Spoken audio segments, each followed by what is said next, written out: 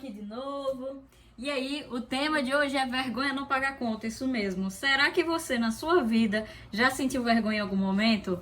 Eu já senti inúmeras vezes, sabe? E engraçado que depois, quando eu parei pra analisar, a vergonha, ela não tava vindo de mim, assim, porque eu sou uma pessoa tímida, eu não gosto de aparecer, não. Pelo contrário, a vergonha tava vindo porque na minha cabeça, eu sempre pensava, o que será que os outros vão achar?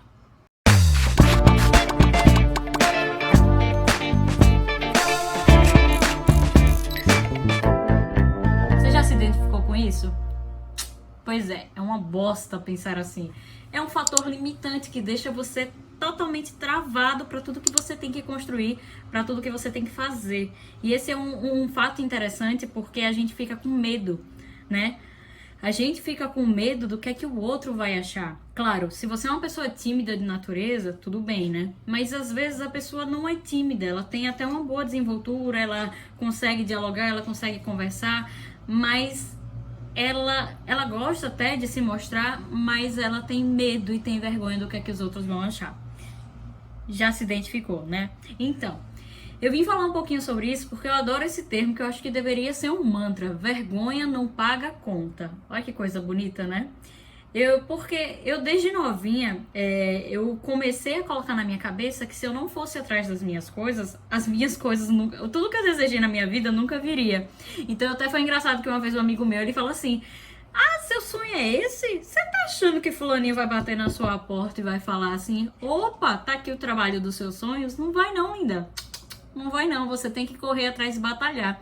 E eu, ainda bem que eu aprendi isso muito cedo. Então eu nunca tive vergonha de correr atrás. Eu lembro que a minha primeira oportunidade assim, de estágio, eu que liguei e saí ligando, me oferecendo pra... O Max, por exemplo, né? Max, eu tô gravando, homem, pra dormir. Max aqui não tem nem vergonha de aparecer no vídeo. Mas é assim mesmo. Mas enfim, o que eu tava falando é que eu, por exemplo, eu não tive vergonha de ligar quando eu fui estagiar, de ligar, começar a ligar para as empresas para me oferecer para estagiar. Era algo que dependia mais de mim do que de qualquer empresa, obviamente. E aí, uma coisa engraçada que eu me lembro é que em muitos momentos que eu gostava de fazer algumas coisas, tinha projetos e tal, mas o fator limitante de o que é que as pessoas vão achar, do julgamento do outro, vinha na minha cabeça. Sendo que, primeiro, ninguém paga minhas contas, e segundo, às vezes as pessoas não estão nem aí pra você, né? Claro, podem ter aqueles haters e tudo mais, mas tipo, as pessoas estão tão ocupadas fazendo as coisas delas que muitas vezes elas não têm tempo pra gente. E a gente fica achando, o que é que fulano, o que é que Beltrano vai achar, né? E isso é um fator que para a nossa vida completamente, sabe? A gente não pode deixar a nossa vida de lado pra estar com medo, né? Claro que se isso for algo muito maior que você não tenha controle, você vai precisar de acompanhamento profissional com psicólogo ou com outro profissional que seja específico para a área, né? Mas o importante é que você comece a entender o que é que te limita tanto, né? Porque eu vou dar um exemplo aqui. Eu tenho muitos amigos, esse não é exemplo, esse é fato verídico. Esse é fato, é verídico, né? Esse é fato, isso é um fato. Eu tenho muitos amigos que eles já me falaram, eu gosto muito do Instagram, por exemplo, né? Eu gosto muito do TikTok, eu gosto muito das redes sociais, mas eu tenho medo de aparecer, eu tenho vergonha, eu não sei o que eu vou falar. E aí a gente vai para dois pontos, né? Claro, se você tem uma rede social por um hobby, é uma coisa, mas às vezes você tem uma rede social porque é um meio de comunicação que vai gerar venda para você, sabe? Então, por exemplo, vou dar uma hipótese aqui. Já pensou se eu sou uma cabeleireira e eu sei que eu devo mostrar o meu trabalho e eu percebi que quando a minha imagem apareceu, eu conseguir ter um contato maior com as minhas clientes e consequentemente vender mais? Já parou para pensar isso? Isso se aplica em tudo, se você é professor, se você é médico veterinário, se você é médico, dentista, enfim, se aplica em tudo. Claro, você olhando e analisando de acordo com o código de ética da sua profissão, tá? Lembrando. Mas assim, você já parou pra perceber?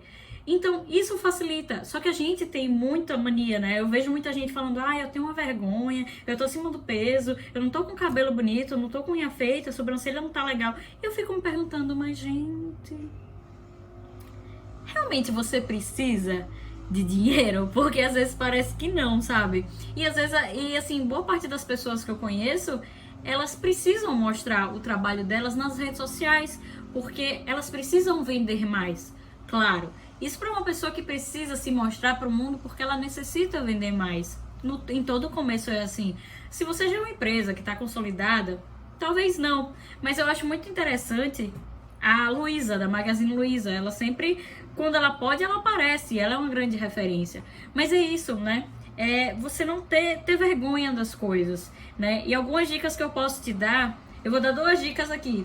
Três, vou ser legal. Vou dar 3 dicas aqui bem interessantes que podem te ajudar. Mas esse é um comprometimento seu, ou seja, é você com você. E você tem que se comprometer a fazer isso, a desenvolver isso, né? Uma dica legal para você perder medo, eu entendo, estar na frente de uma câmera não é fácil.